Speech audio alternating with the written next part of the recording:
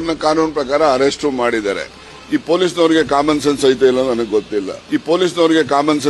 ನನಗೆ ಗೊತ್ತಿಲ್ಲ. ಉದಯಗಿರಿ ಇರ್ತಕ್ಕಂಥದ್ದು 100% ಮುಸ್ಲಿಂ ಪಾಪ್ಯುಲೇಷನ್ ಏರಿಯಾ. ಅವನೊಬ್ಬನ್ ತಗೊಂಡೋಗಿ ಆ ಸ್ಟೇಷನ್ಗೆ ಯಾಕೆ ಕರ್ಕೊಂಡು ಹೋಗ್ಬೇಕು? ಬೇರೆ ಸ್ಟೇಷನ್ಗಳು ಇರೋದಿಲ್ಲ ಇವ್ರಿಗೇನು ಕಾಮನ್ ಸೆನ್ಸ್ ಇದೆಯಾ ಪೊಲೀಸ್ನವರಿಗೆ? ಆಸ್ ಎಕ್ಸ್ಪೆಕ್ಟೆಡ್ ಪೊಲೀಸರ ವಿರುದ್ಧವೇ ಸಚಿವ KN ರಾಜಣ್ಣ ಗರಂ ಆಗಿದ್ದಾರೆ. ಈ ಪೊಲೀಸರಿಗೆ ಏನಾಗಿದೆ ಅಂತಕ್ಕಂಥ ಪ್ರಶ್ನೆಯನ್ನ ಮಾಡ್ತಾರ ಅವರು. ಏನಾಗಿದೆ ಪೊಲೀಸರಿಗೆ? ಮಿನಿಮಮ್ ಕಾಮನ್ ಸೆನ್ಸ್ ಬೇಡವಾ? ಅಬ್ಬಬ್ಬಬ್ಬಬ್ಬ, ಯಾರೋ RSS ನವರು ಕೃತ್ಯವನ್ನ ಮಾಡಿದ್ದಾರೆ ನೋಡಿ. ಎಲ್ಲಾನು ತಗೊಂಡಾಗ RSS ಮೇಲೆ, BJP ಮೇಲೆ, ಅವನ ಮೇಲೆ ಕೇಸ್ ಆಗಿದೆ, ಅರೆಸ್ಟ್ ಆಗಿದ್ದಾನೆ. ಪೊಲೀಸರು ಯಾಕೆ ಉದಯಗಿರಿ ಠಾಣೆಯಲ್ಲಿ ಇಟ್ಟರು? ಇನ್ನೆಲ್ಲಿ ಇಡಬೇಕಾಗಿತ್ತಂತೆ? ಏನ್ ಕರ್ಕೊಂಬಂದು ವಿಧಾನಸೌಧದಲ್ಲಿ ಇಡಬೇಕಾ?